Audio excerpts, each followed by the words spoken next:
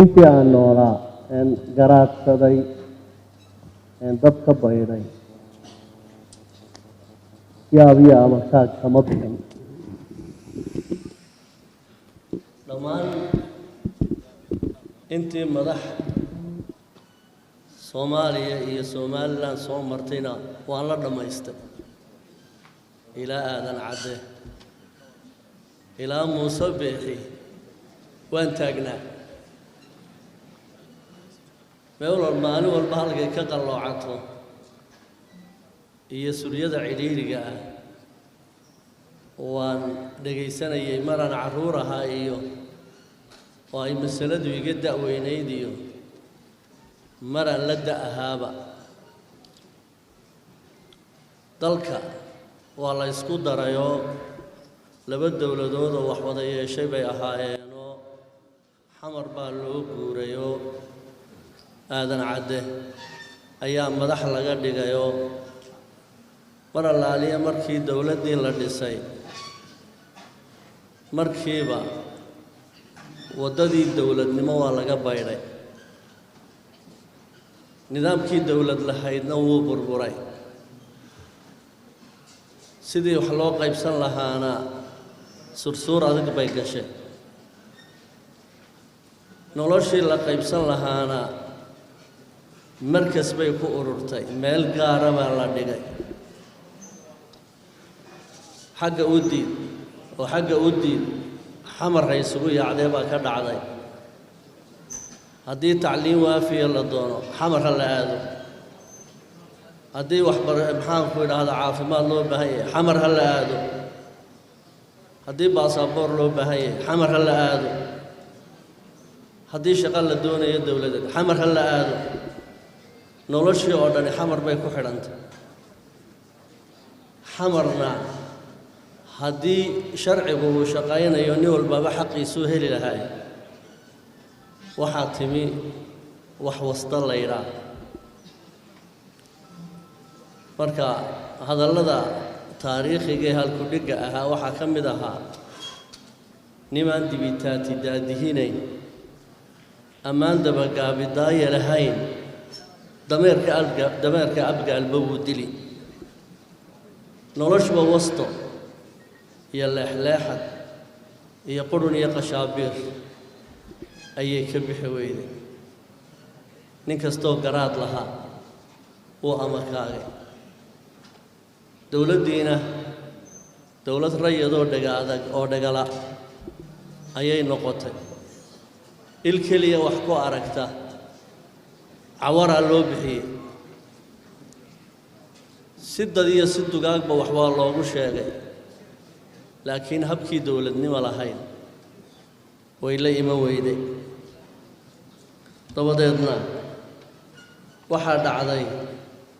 in la isku dayey in bal suugaan wax lagu fahamsiiyo wixii laga rabay inaanay dowladdaasi qabanayn waxaa markaa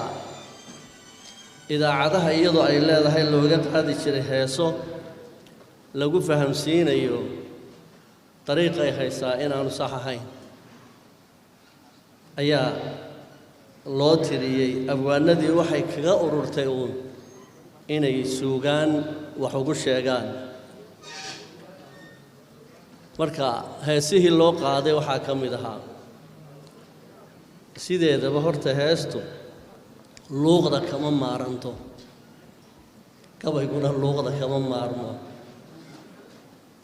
haddii aan ku luuqeeyo hayla yaabina oo sheekhii maanta sawkan heesee ha odhanin imaam shaafici raxmatullaahi calayh ayaa wuxuu odhan jiray walowla ashicru lilculamaa'i yasri lakuntu alyawma ashcara min labiidin culimmadaa looga fiican yahay inay meelaha ka gabyaane haddiise gabay aan is idhaahdo waan ka badin lahaa labiid heesaha loo tiriyey haddaan idin maqasho idinku luuqeeyo waxaa ka mid ahaa ilila roob helay adaa u guure ilila roob helay adaa u guure iftiinka noloshaadi way ku ahaatee iftiinka noloshaadi way ku ahaatee ubax la moodiyo anaa bartiyo ubax la mood agablaan igugoogo anaa barta igugoogo heestaasi waxay ka mid ahayd hees lagu tusaalaynayo intii madaxdaydun baa nool bay ahayd mar kale ayaa haddana loo heesa waxaa la yidhi inaad adigu talisaad ayaa mahanismoodee ilaahayna wayba amarkiisu fulaya waa adduunyo إلنا يوم العيد وبحي بحيو صوتك أبار صدري صوتك أبار صدري مركع وحوت المامي دايرتي إدي الديلنا يسين الدولة هلان أو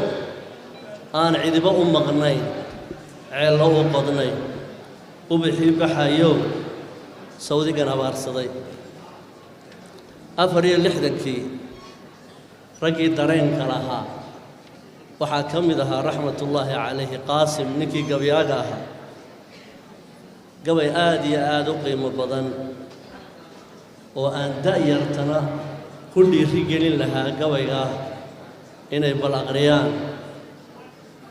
oo waayihii wakhtigaa taagnaa ka warramayay ayuu aad u tiriyay gabay aad u qiimo badan oo aan jeclahay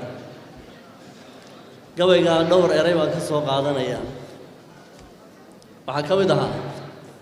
dambi ku hadli maye ma helin dowladaan rabaaye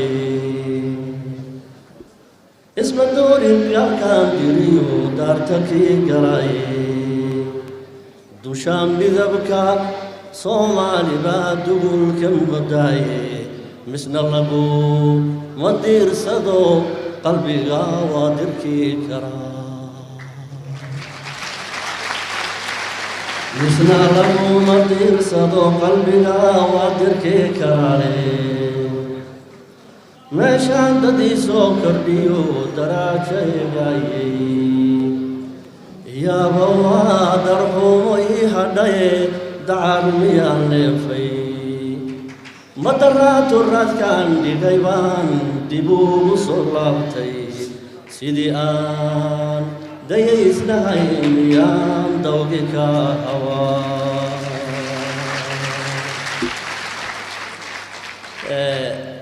weli waxaan joogaa dowladdii aadan cadde cabdillaahina warqad buu ii dhiibay waad salaamantihiin